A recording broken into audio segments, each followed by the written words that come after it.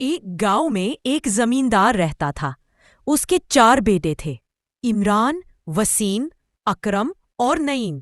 चारों बहुत शरारती थे।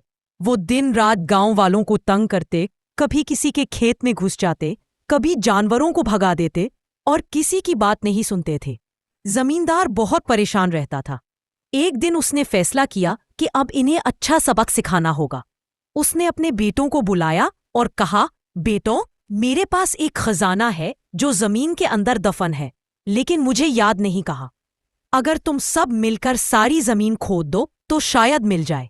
चारों बेटे खजाने के लालच में अगले ही दिन काम पर लग गए। सुबह से शाम तक वो जमीन खोदते रहे। कई दिन गुजर गए मगर खजाना ना मिला। जब सारी जमीन नर्म और तैयार हो गई तो जमींदार ने कहा, अब बीज बो दो, शायद खोदने से जमीन तैयार हो गई हो। चंद महीनों बाद वही खेत सोना उगलने लगे। चारों बेटों को एहसास हुआ कि असल खजाना सोना नहीं बल्कि मेहनत थी। जमींदार ने मुस्कुराकर कहा, देखा बेटो, खजाना तुम्हारे हाथों में ही था, बस तुम्हें उसकी कदर नहीं थी। इस दिन के बाद चारों बेटे सुधर गए और गांव में मेहनती किसानों के तौर पर मशहूर हो गए।